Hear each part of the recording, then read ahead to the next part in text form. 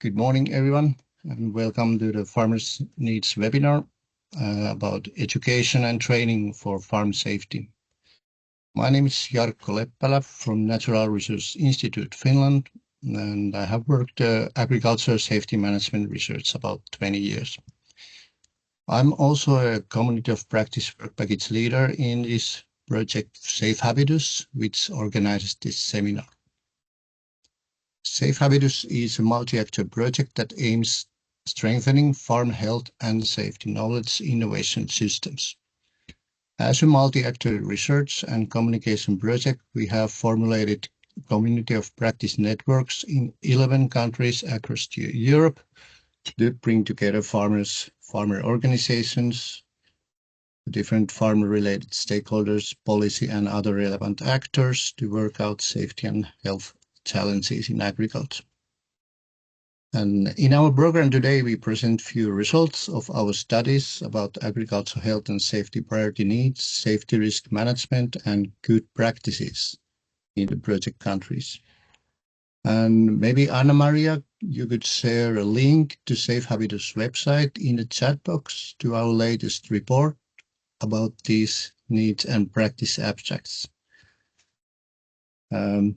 And then good practices are practices that have proven somehow efficient, sustainable, and successful, and probably we could more exact definitions on this in discussion during the webinar. But anyway, these results show in this project that real knowledge from research and practices spread out by education and reliable communication channels are important key factors today and also in health and safety management in agriculture.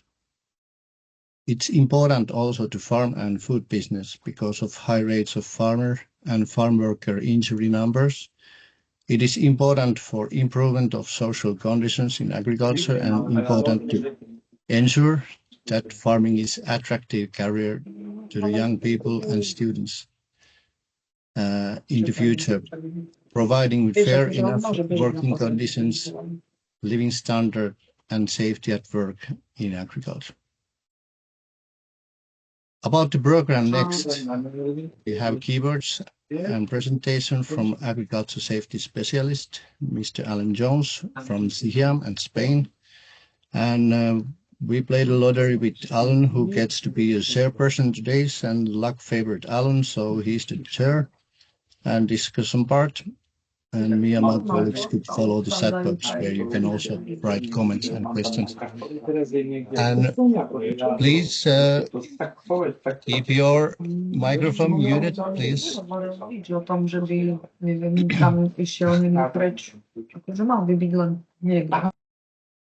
Okay, thank you. And in this program, we have examples of good practices in farmer education from Poland, Professor Joanna Makulska, and Ireland, Dr. John McNamara, and a comment speech from a Romanian perspective, Professor Alin Groituru. And then we have a discussion part, and after that, closing remarks by our SafeHabitus project leader, Dr. David Meredith. I wish you all an interesting webinar, and I encourage everyone, be brave to ask questions and comments, share your knowledge, because this is the reason of this project and the reason we are here in the webinar. Now I share the floor for opening to Alan. So please, Alan, the floor or the monitor is yours. Thank you, Jarkko. So this is the first test, if I can get the screen on. Okay. So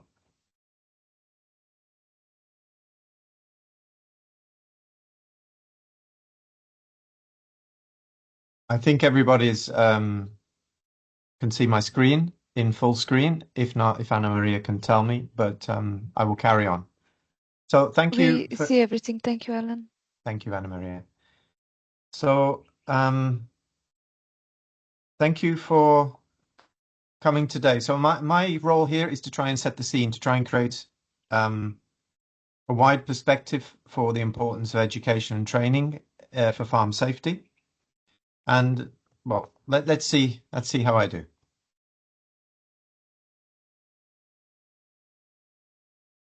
Okay, so just it's good to get sometimes some perspective on training and education. So we were lucky that the World Risk Poll for 2024 actually focused on this issue, and they focused on high risk sectors. Now these are global figures. This is not Europe. This is the whole world. But nevertheless, this poll was made up of telephone interviews with individuals from various countries by the Lloyd's Register. So it was done in a well, almost certified way.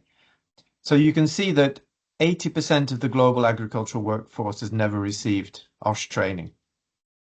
And this is the sector with the least best performance, followed closely by fisheries.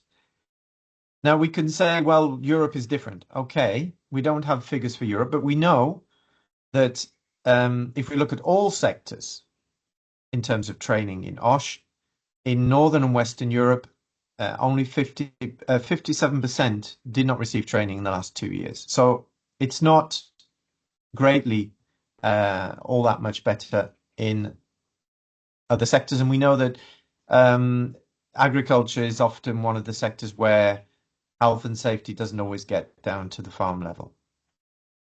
One good thing from this report, it said that workers trained in the last 2 years are twice as likely to report accidents and provide policymakers with better data.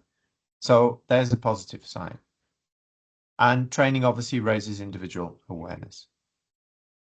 So the European Commission published a guide in the early 2000s on health and safety in agriculture. And this quote, I took this from the guide and I thought it was rather good. It said, training is essential to ensure you and workers are competent. You have the knowledge, awareness, skills, and attitude to do the job safely and correctly the first time. You're much less likely to be injured or cause accidents to others when you're trained.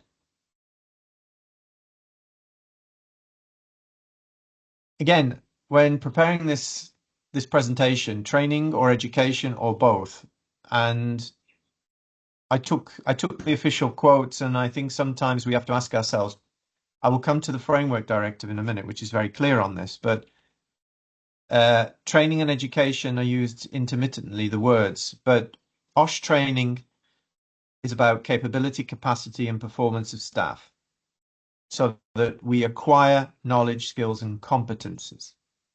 Education is a wider concept, and it's a way of transmitting knowledge, skills, customs, and values. We won't hang up too much on this issue, but training is probably more formal, more official, but there is informal training as well.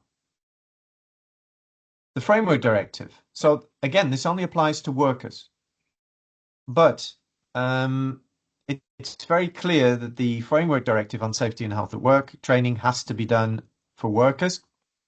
Some countries have spread this also to the self-employed, such as Ireland and the UK. But it also, the point 2 was very interesting, which I hadn't seen. I've seen it, but I didn't realize. It says the employer should ensure that workers from outside undertakings and or establishments engaged in the work on his, well, it should be his or her undertaking today, but anyway, have in fact received appropriate instructions. So this implies that it's more than just the worker. So training should include as many members of the workforce as possible to ensure safety of the whole on the farm. EU competencies on education and training are very, very weak. So it just says we have access to training, and it's really about cooperation and encouraging cooperation and alignment. So EU competencies on education and training are rather weak, but there is a basis nevertheless for cooperation. The Common Agricultural Policy is interesting. So Farm Advisory Services in Article 15 includes training amongst eligible funding activities. So this is something we should bear in mind. And with social conditionality coming into force recently, there's also an added emphasis for workers anyway, to include employment conditions, etc., occupational health amongst that training. And this is reinforced in the annex when it refers to the CAP, to the social conditionality, because it repeats sections on training, the words training in the annex of the CAP on those two key directives. So I'm not going to go through all of this, but you can have the slides. They'll be published afterwards. And the EC Farm Safety Guide has a nice section. I'd encourage you to look at it. It talks about types of training, formal, informal. Our speakers later will go into this in more detail. And also tells us to focus on the young, inexperienced, mature, existing workforce and other priority groups. And it gives a nice list also of the areas you have to think about when you set up your training needs. So the EC Farm Safety Guide, there are hyperlinks in this presentation, so you'll be able to get to it. Now, in Canada, there was a nice study done, or it was an overview of the essential requirements of effective agricultural worker OSH training. And here also there were some very nice reference points, which I'd encourage you to look at, about how to improve the performance of your training. I don't want to go into in detail. I don't think it's my role. I think it's your role to go in and to look at this and to see if it can inspire and help improve your training. But obviously, again, demonstrations and one-to-one training were preferred. And then there was a very good list. And one of the key things, of course, is adapting the training to the target audience, whether it's language, whether it's education levels, even keeping them interested through verbal quizzes, videos, and fun sometimes, games. We have a few references under the ILO Convention on training, and not all member states not very few member states in the EU have adopted this, and we are encouraging member states from SafeHabitus to adopt the ILO Convention. And workers, of course, are mentioned in the convention. There was an additional recommendation to that convention, and there it specifically points out the self-employed for training as well. This is voluntary, but again, it would be great if countries could adopt both convention and recommendation, and this would provide a firm legal basis, almost equivalent to a directive.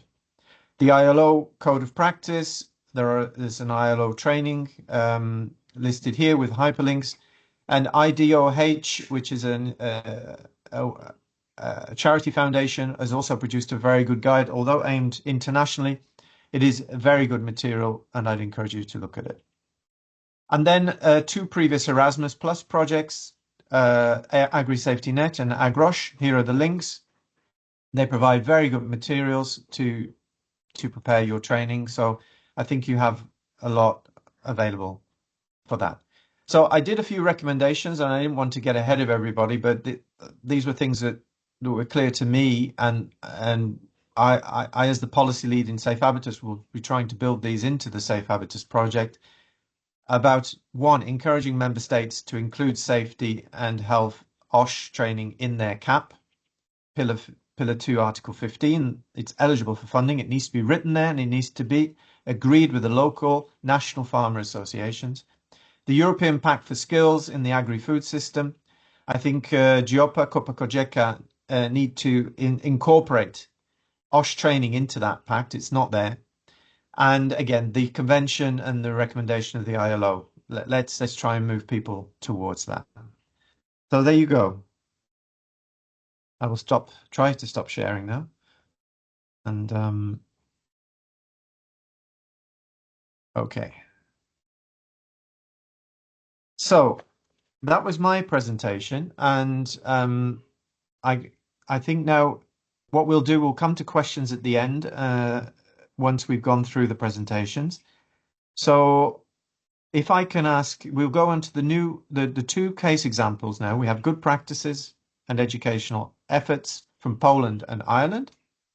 We're going to ask Joanna Makurska from the University of Krakow to present the Polish case, and then John McManara from the Chagas Authority in Ireland. So, Johanna, when you're ready, thank you. Yes, I'm ready. Okay. So thank you very much. Good morning to everybody. I will try to share my screen, my presentation.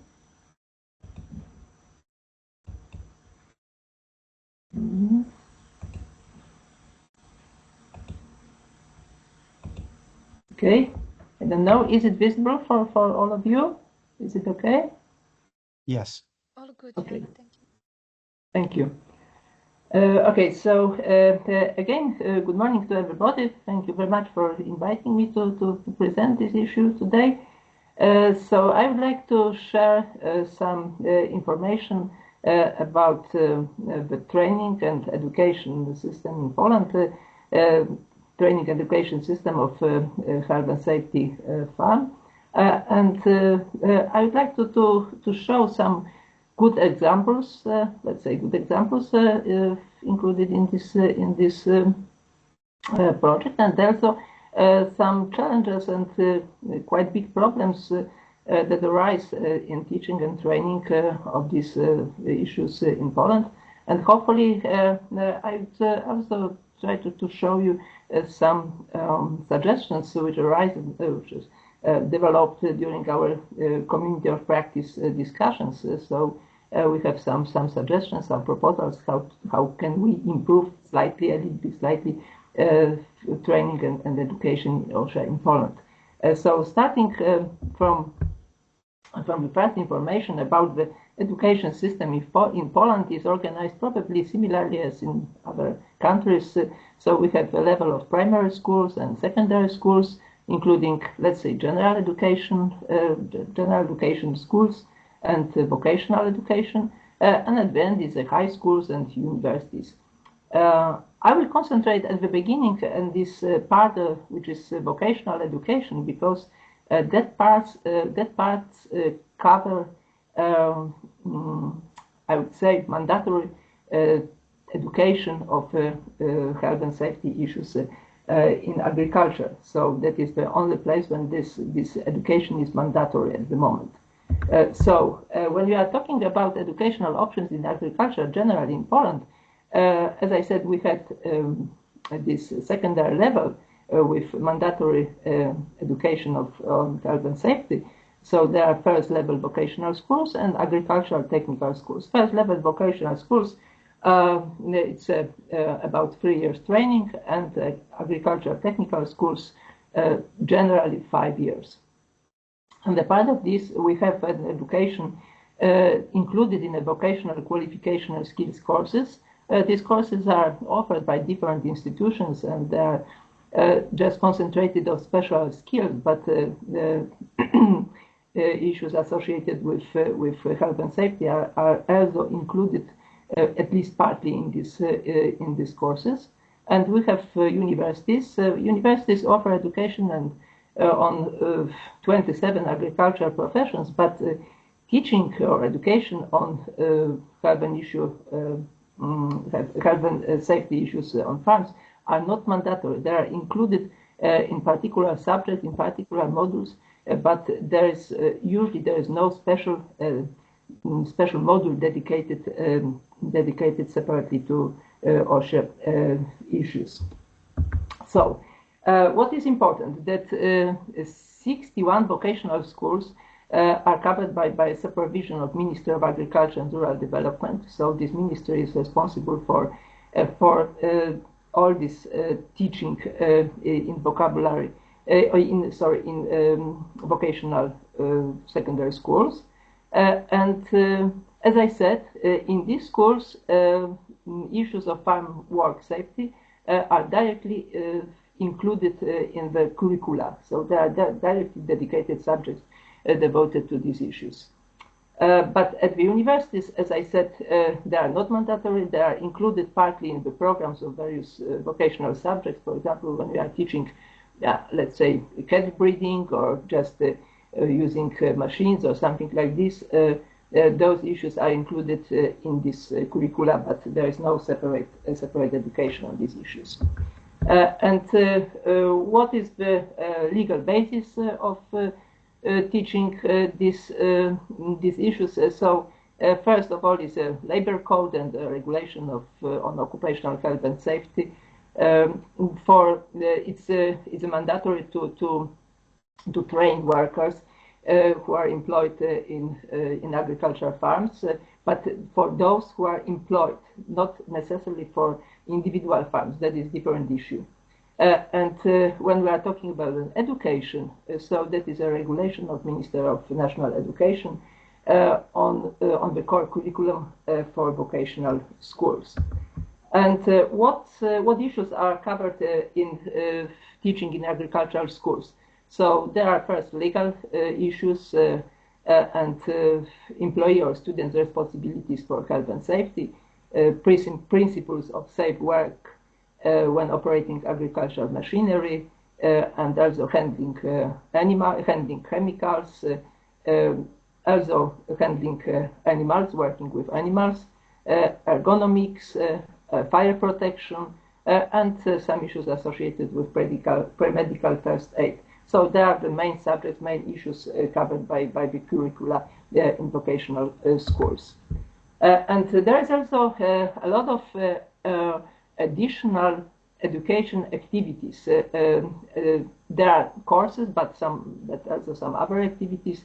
They're offered by various associations, industry organizations, institutions, training companies, and especially I would emphasize the role of three institutions. So it's Agricultural Social Insurance Fund, which runs a lot of educational campaigns, competitions, Olympic Games for students, agricultural schools, some presentations. I will talk about this a little bit later.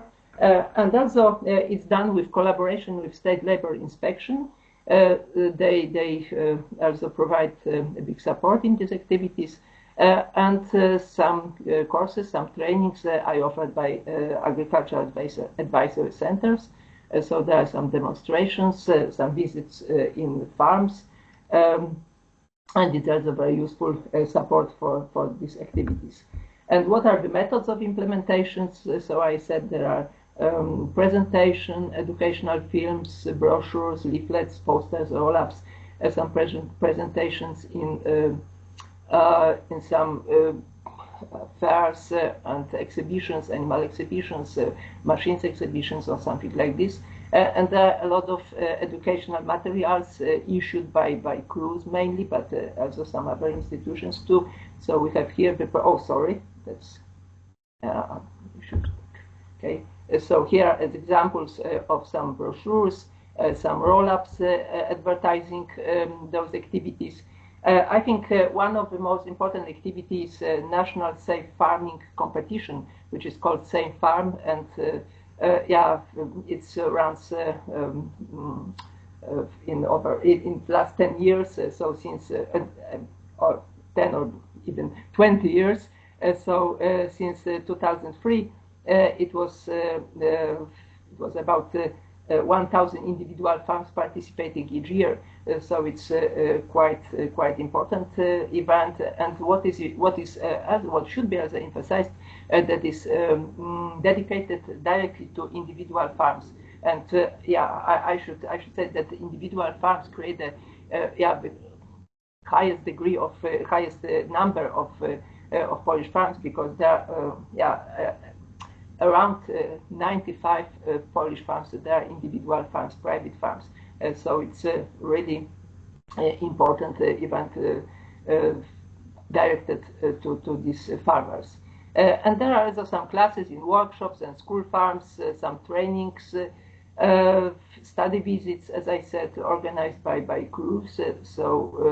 Also advisory counselors and agricultural companies, different agricultural companies. Also some private companies organize such trainings for farmers. Yeah, and what is also important are children. There are quite a lot of children in farms, and there are sometimes they are included, they are involved in some farm activities, or even not. They are in danger. Those organizations, which I mentioned before, they're also involved in organizing some activities devoted especially to children. And there are mostly contests, some games, some e-learning courses also. So e-learning courses were very popular during the pandemic years, but now they also continue this activity.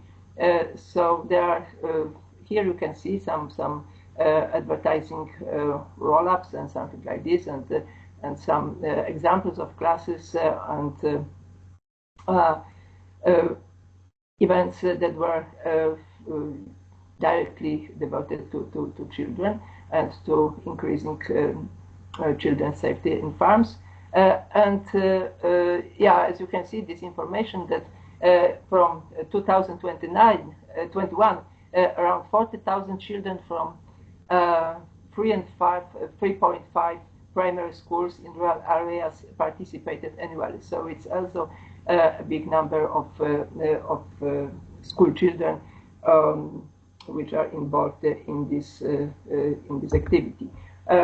Also, quite interesting example of including children and also young people into this activity is a national competition for young people, which is called My Vision Zero. It's a part of a project Vision Zero, which is a strategy developed by International Social Security Association and Agricultural Social Insurance Fund, CRUISE, is working in this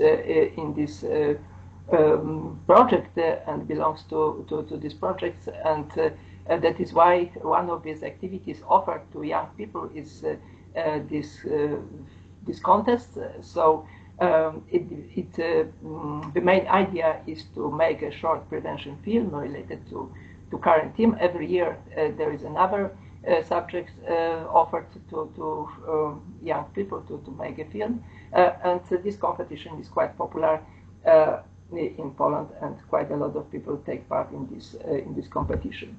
And when we are talking about just to summarize all these activities, we can see that the number of educational meetings and trainings is more or less stable.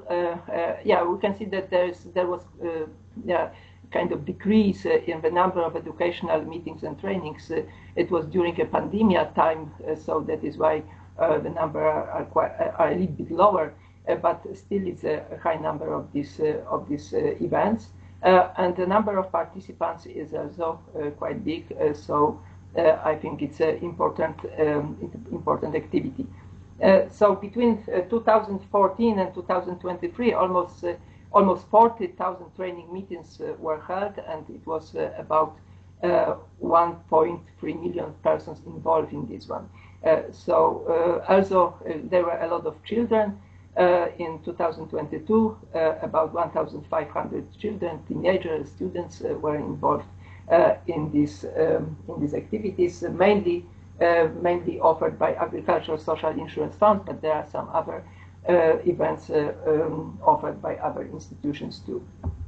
And what is the result of this? Because we're just, of course, we can't say that education and training is the only the reason of decreasing number of accident rate, or the main reason of decreasing of a number of accidents at farms, but for sure it contributes much to this decrease. So if we can compare the numbers from 2014 to until just now, probably 2 years before, so the decrease in incidence rate is quite visible. If the same is might be not the same, but just the number of occupational diseases is sometimes it's lower, sometimes it's higher. What is important in the last years, the most important occupational disease in farmers is borreliosa. So it's something different. It's not associated directly with farm activity. Just there is an environmental problem, not only for farmers. And what is also interesting, that according to the report, the Polish Countryside and Agriculture, in the last 5 years, about 40% of respondents made their changes towards improvement of safe farming. So it's interesting. And now coming to the activity of our community of practice, so we're concentrated on the role of rural schools. Now, coming back to educational system in Poland, I would concentrate mainly on this marked in red components. I mean primary schools, general educational schools, and universities. We propose, after quite thorough discussion with COP members in Poland, that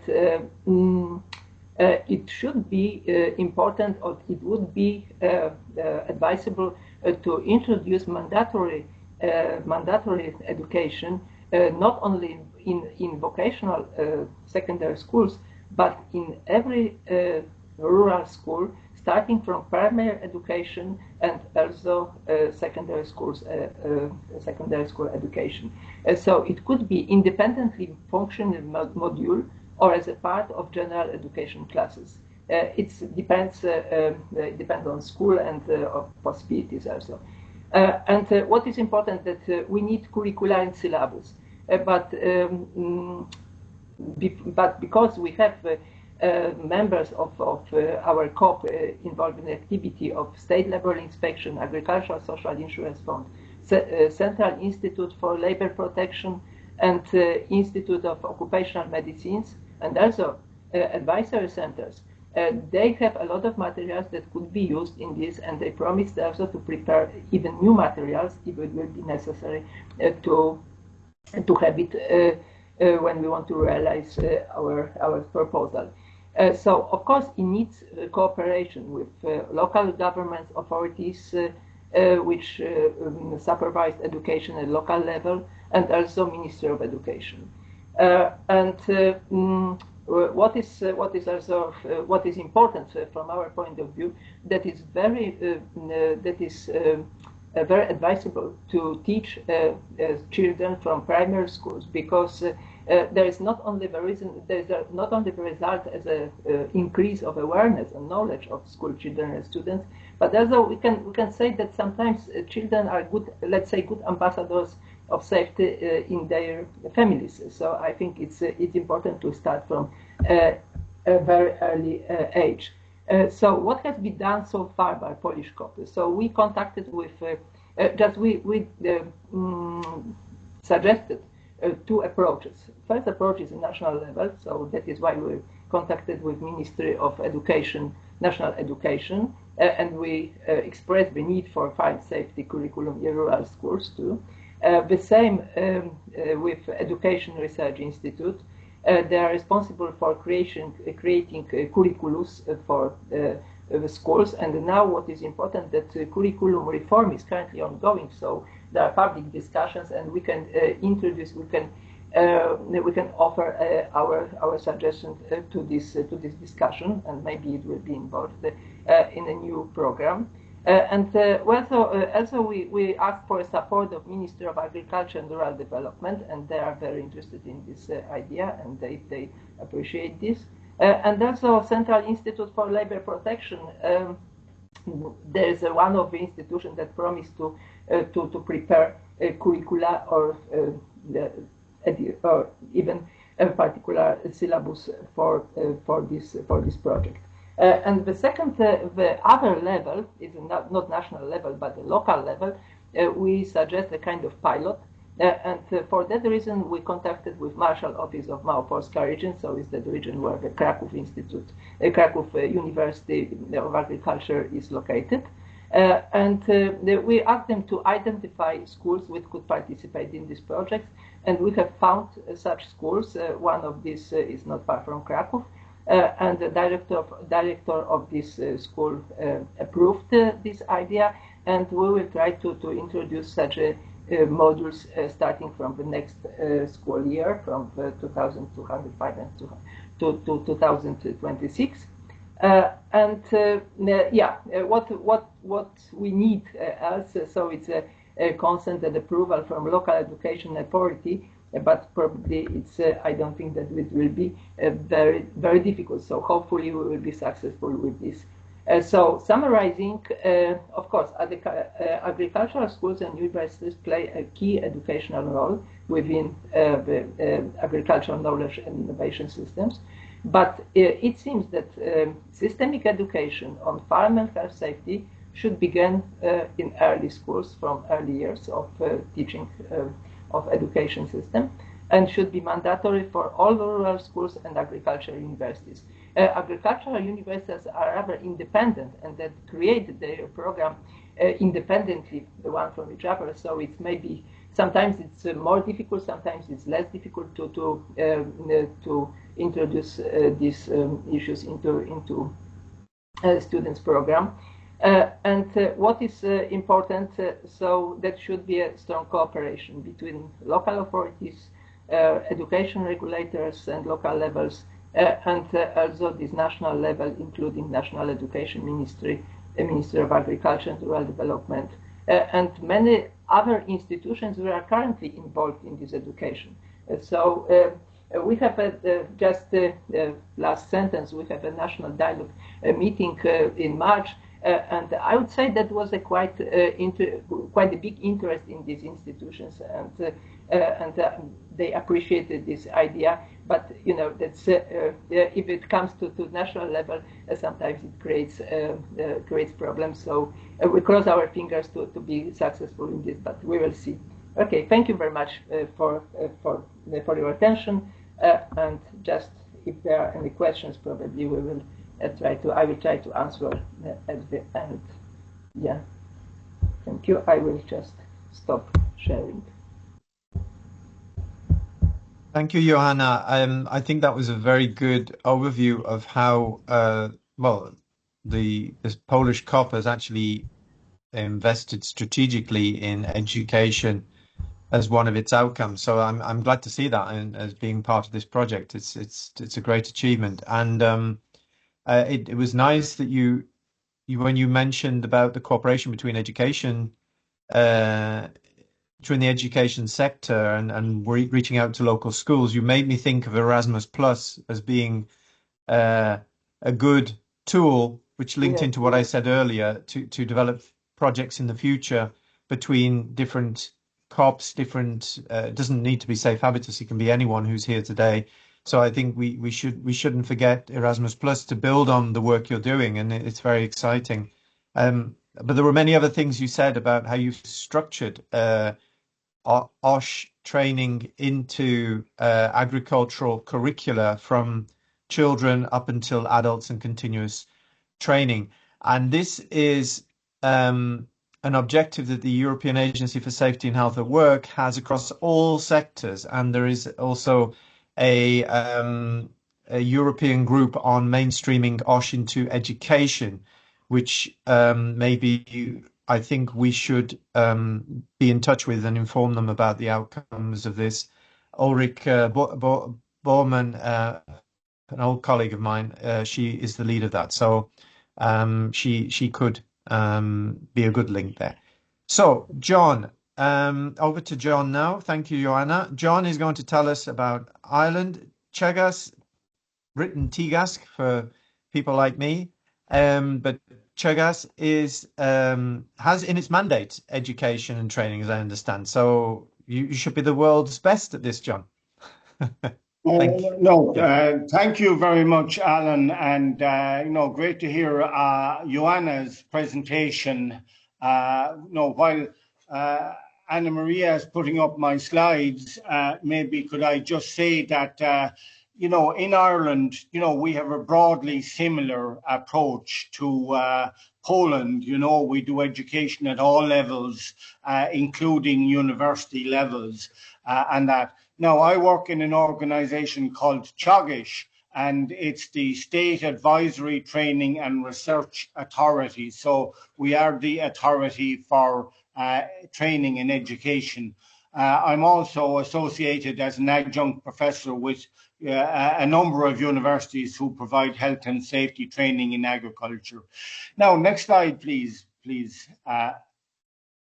Yeah, no, I'm going to describe more training than education, not to go over the same ground as Joanna. And really what I want to start with is describing our farm safety risk assessment document, which is accompanied by a code of practice, and it's available online and that. But really what it does is it translates Irish law into practical action. And it's, as you can see there, it's written very carefully, very attractively, and that. Next slide, please. Now, it is based on the hierarchy of controls, namely it talks about prevention first, and then it goes down to human controls, including training and so forth.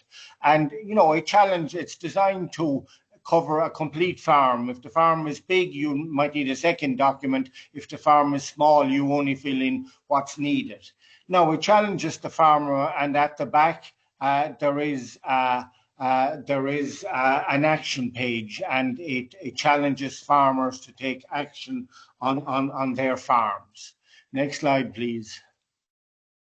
Now, we never intended to roll out this document as a freestanding document. We planned to roll it out as with a half day, about 3.5 day 3.5 hours of training, and the picture shows training in actions. So what we're doing is we're providing farmers with clear guidance. The emphasis is on application to each farm. There's an action list where we're challenging farmers to implement. There's dialogue among farmers and with the tutor, right? Now, we have evaluated the approach, and what we found was that in the early stages, the early adopting farmers came to the course, but now we have more later adopting farmers coming. Now, we have a whole series of videos to accompany the course, but we're most anxious to get farmers to speak about their accident experience at the course. Next slide, please. Right, I've written a PhD on this whole area and have some papers written on it, but here is one which shows that, for all enterprises, farmers who did training put in, somewhat more, farmers only put in a relatively small number of actions to be taken, but where there was training, there was always more action, 70% more action with training than without training. Now, next slide, please. Right, so this document, the risk assessment document and the code of practice, it's used nationally by our educational services, by our universities, by our food assurance, and it's needed for, if you wish to get a state grant for investment, you have to have completed a training course as well. So that is a huge benefit, that we have one national approach. Now, the document focuses on all risks, but each farmer then decides how much of it applies to their farm. Now, as I said, we've published it. I've given the reference there down at the end. And, we have a lot of key findings, in our publications. But one is knowledge only is not sufficient to gain adoption. People might know what to do, but that doesn't mean they do it. It works best, the risk assessment approach for farmers who have high or good management capacity. If people have poor management capacity, then the document tended to be ineffective. And that fits in with extension advisory science, that the good get better much more quickly than the poorer, and that. And the document, as I've already said, works better with training than just being used by the farmer on their own as a general point. Okay, next slide, please. Right, a second approach I'm doing, I wish to describe in Ireland in the whole area of farmer advisory work and training is what we describe as a discussion group. And I know these are used in many industry sectors and in many countries. Here you see a group of 15 farmers. That group is, I see there are some females in it, but no, it can be a mix of male or female. In this case, they're out in a field discussing grassland management, but they could be in the farmyard discussing health and safety just as easily. Next slide, please. Right, so farmers meet monthly to discuss farm management issues, so it's ongoing. Discussion groups, we have trained facilitators, they're advisors, and they're trained in facilitating groups. It's not like a class, you know, you've got to get the farmers to talk and facilitate them and focus them on the issues at hand. No, discussion groups are largely democratic, and they choose their own topics for discussion. So you have two strands, you have a facilitator and you have democracy, and you know those two strands intertwine. Now the discussion groups also you know, take farm tours, go abroad, visit events and that. Now, notably, one Irish group, the West Offaly group that I had some involvement with at the time, won the EU OSHA Good Practice Award, you know, for health and safety. And, you know, there's lots of publications around that success on the web. Now, both in Ireland and other countries, you know, discussion groups have shown, discussion group members have shown greater uptake in farm technologies and practices, you know, here in Ireland and New Zealand and in many other sectors, for example, healthcare. Now, a person, Dr. Tracy O'Connor, has done a PhD as a follow-up to the doctorate I did, and on discussion groups, and we have publications in that area also. Next slide, please. So the key issues around discussion groups are that discussion groups, they provide numerous ways to support safer and healthier behaviour. Farmers know the work that they do and know the safer behaviours that are sustainable for their own practices. Now, the key is to gain adoption. Now, farmers share, and, you know, farmers talking and discussing their problems with other farmers means that they overcome capability and they see new opportunities, and they overcome capability barriers. You know, fellow farmers in discussion groups can support motivation needed to persist with new practices, and you know, safety can then become the done thing. So one point I would like to emphasize is that, you know, it's not a one-off. Discussion groups run monthly and they continue from year to year, so that there is gradual improvement. Now, discussion groups also, you know, our research would show that they help the weaker farmers, you know, who tend to gain from the stronger farmers. Okay, next slide, please. Now, what we found in Ireland, as I said, what we find is that the early adopting farmers are the greatest users of discussion groups. Now, to increase technology and practice adoption, the Irish government, our Department of Agriculture, funds what they call the knowledge transfer groups, which are essentially discussion groups, you know, with maybe a little more rules and regulations with them. You know, this increases the spread of farmers participating in both discussion groups and KT groups.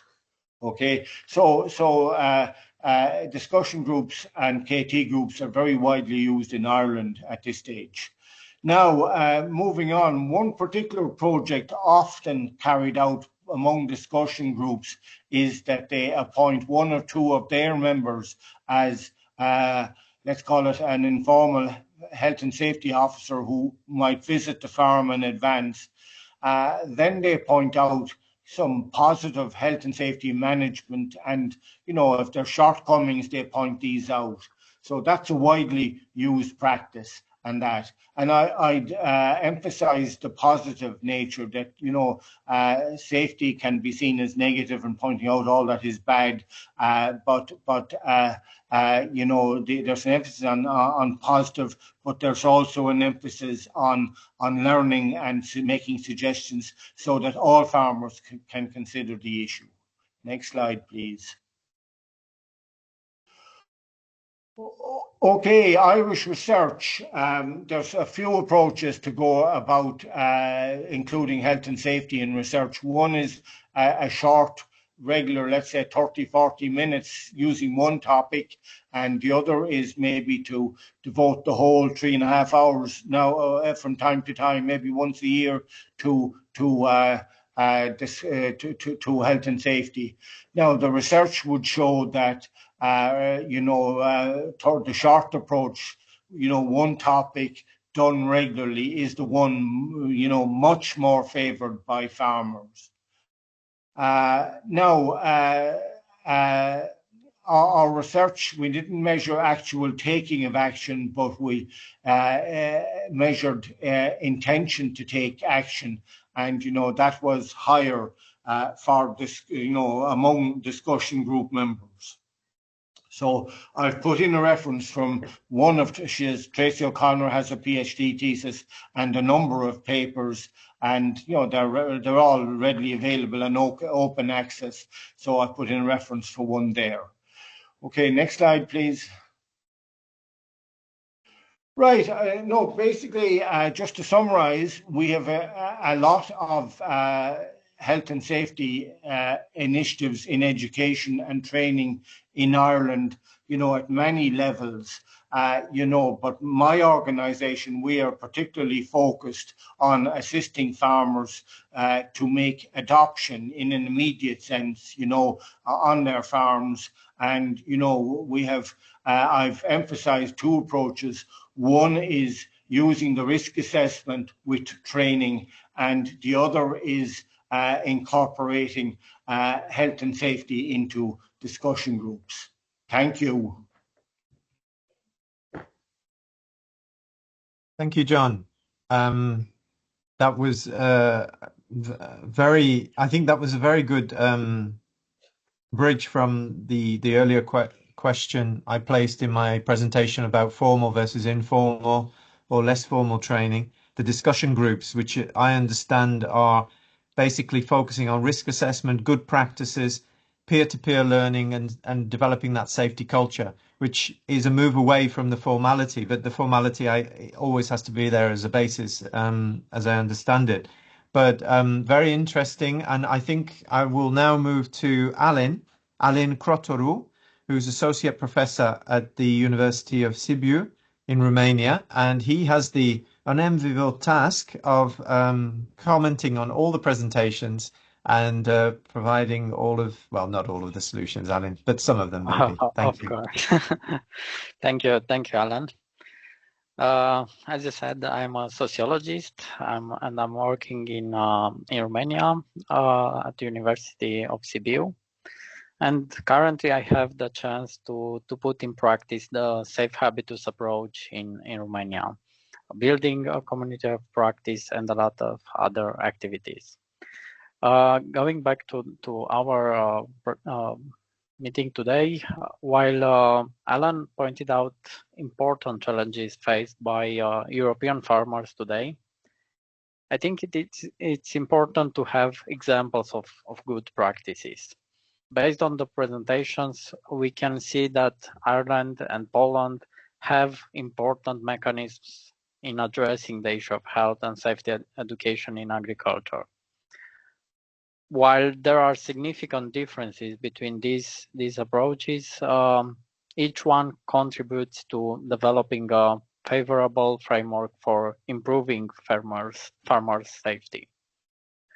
From this perspective, it's important to discuss the health and safety education system for farmers and the ways in which the education system shapes in multiple ways the overall environment for risk assessment, prevention, and risk management within this sector.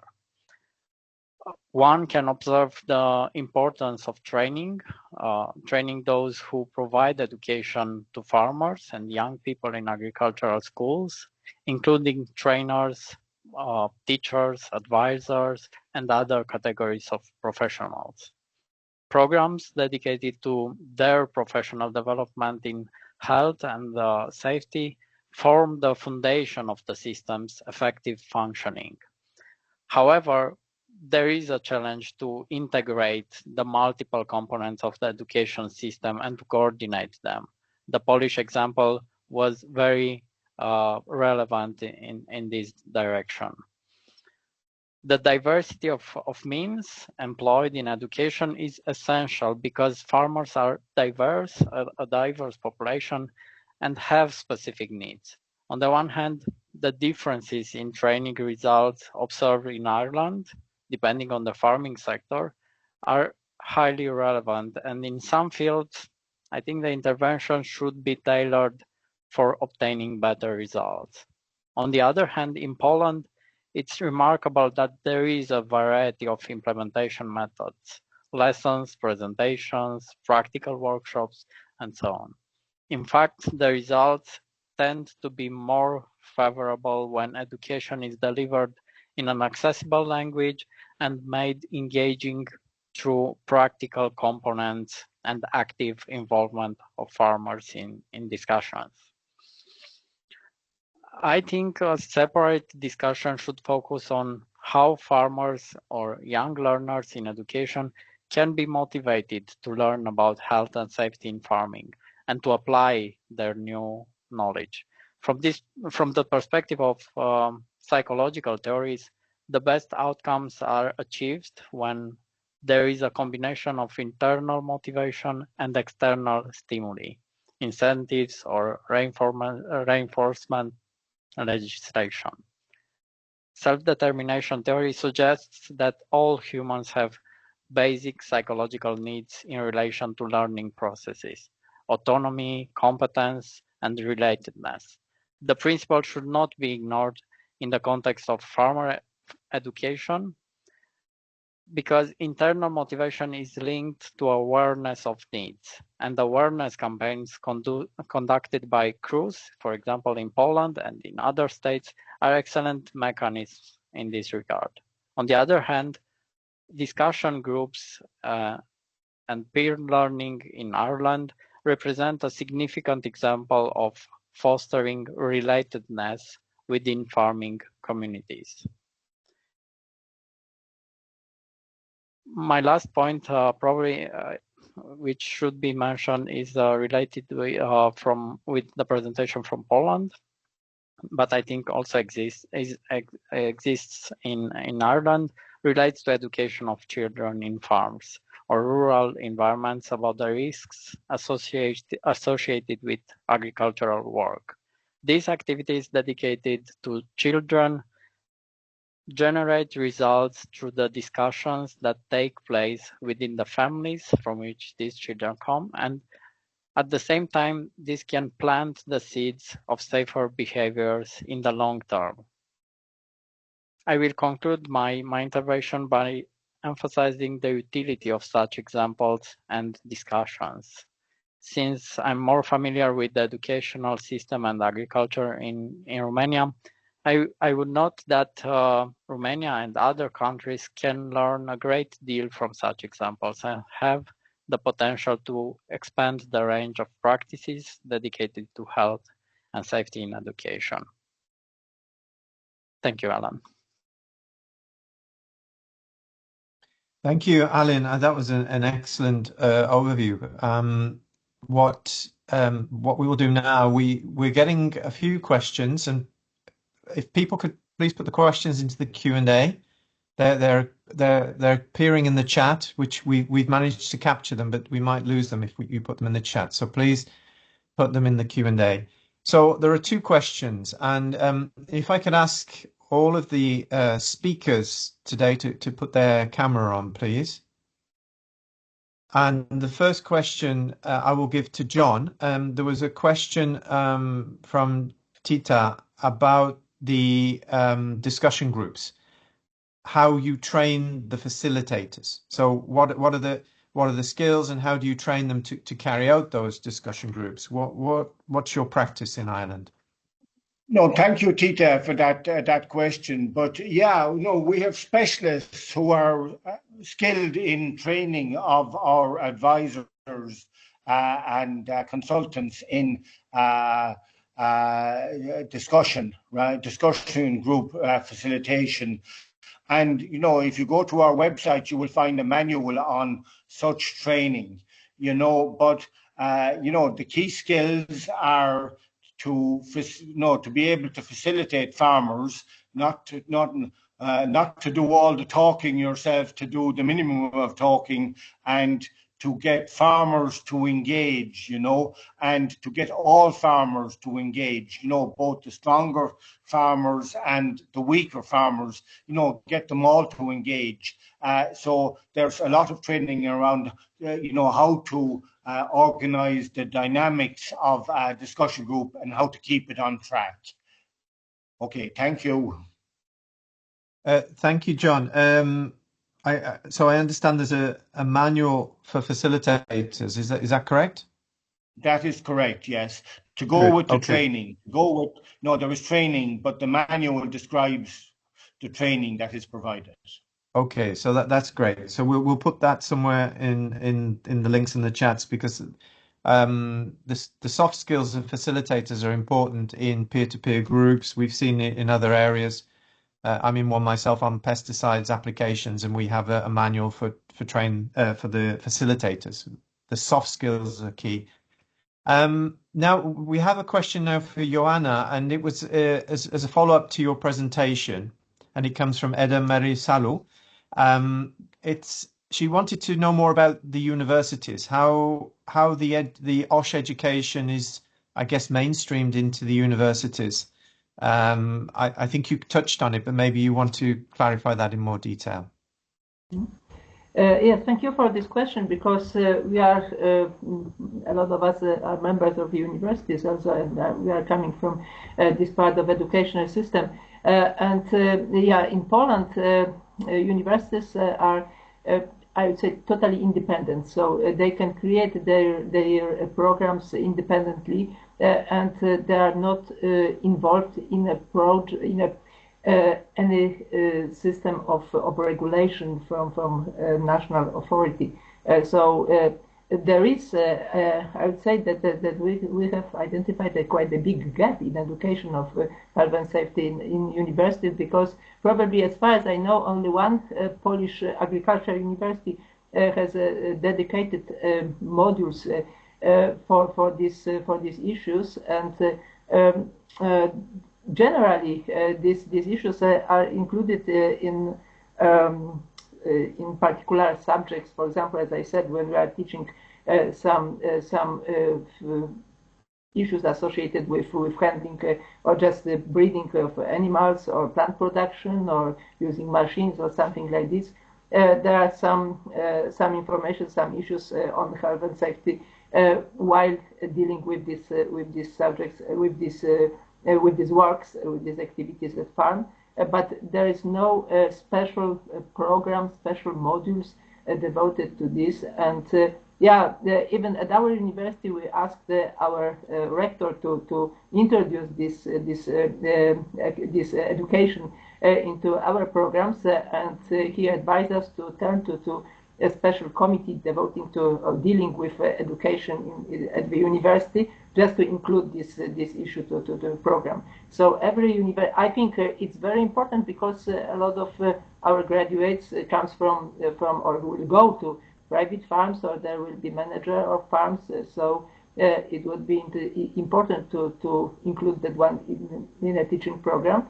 And some explanations, there is a kind of explanations that yeah, okay, if they are going to the farms, they will be educated, and they will give us, they will have a special training. But yeah, that's true, but it applies only to those who are employed in a big farms or something like this. But if they go to private farms, the training is voluntary. So I think we should insist on on the university authorities in every university, this agricultural university, of course, to include this issue into the program. But it's not, as I said, they are independent, so they can do that or not. But there's just the role of people who really need or understand that there is a need to include this one in the program. So that is like this in Poland. Thank you, Johanna. Thank you very much for that further information. We have a question from Philip Smith from the UK, and he's asking, I don't know if you've got kids, anyone, but well, I suppose a lot of people have got kids, but the phone and the mobile phone. So he mentions young workers constantly on mobile phones and distracted.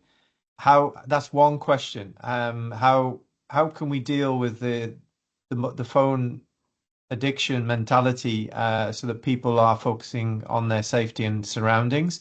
And the other question, again, I guess, is the older workers or the more mature workers, people who've been there for some time. They have a mentality, it's always been done this way, and I suppose nothing's happened, and we've always done it in this way. So I'm going to ask John on that. So John, how do you deal with the millennials, and how do you deal with the older workers who think they know it all? Yeah, maybe could I have my hand up? But maybe could I just could I briefly just comment that we have a module for health and safety in our university programs, and it's a marvelous event. You know, our agriculturalists all get the training, and it's in their heads. Before that, they didn't know what we were talking about. Now, moving on to children, maybe could I make a quick comment that, you know, there's marvelous work done on children and their role in safety. They can learn very well, and they can influence adults, even though that's not the primary reason. There's a lady in America, Deborah Reed in Kentucky, a professor who's done marvelous work in this area. Now, I think, you know, I agree about, let's call it the epidemic of mobile phones and that, you know, but I think, you know, we as adults, you know, we must, I'll be quite frank and honest, impose discipline. You know, you can't work and be on the mobile phone at the time. So I think it's a question of, you know, and health and safety is about concentration, really. So I think it's about discipline led by adults.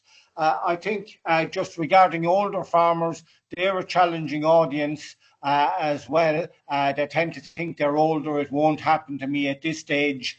So there are another set of motivators in that area. And I'm pleased to say that a PhD has been completed in that area by Dr. Aswati Suryanandran, and you know, I can put up the link to that on one of her papers, you know, on the chat. Thank you. Okay, so I'm trying to see if we've got other questions, and I can't see any other questions, but I am going to give a mention to Alma Jordan. Thank you, Alma, for for your work in general on education with children, and you've put loads in the chat, which are very good as usual, about getting all actors to support the rural community to be aware of the risks, from policemen to teachers. I probably can't do justice to your comments, but I thought it was worth mentioning. And I think both Poland and Ireland, to my knowledge, possibly with other international experts, are the countries which are doing the most on child education. And it's something that we probably should pay more attention to. I see that we've got 5 minutes left, and I'm trying to see if there's any other questions, but I can't. We must have done such a good job.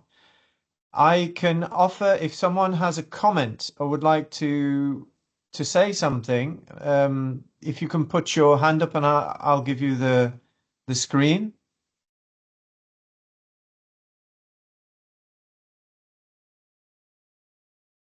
So, Jarko, please. Yeah, I was thinking that is there any concluding marks from David? But I think about this safety culture issue, and I think that the farmer, they are not in the empty box. They're not living in an empty box. So there's a community always around them. So they're like parents have an influence on the kids, and probably that would be interesting to hear if there are any results from the Irish group discussions, how the community would influence for the farmers and that kind of thing. How is the community effect for safety? That's probably what the had in mind in safety culture. No, yes, yeah. Maybe could I take that question? Yeah, no, we have a health and safety authority, and like their role is to improve safety culture, and we all work together. And we do a lot of media communications around health and safety, but then below that, then you have lots of specific training initiatives.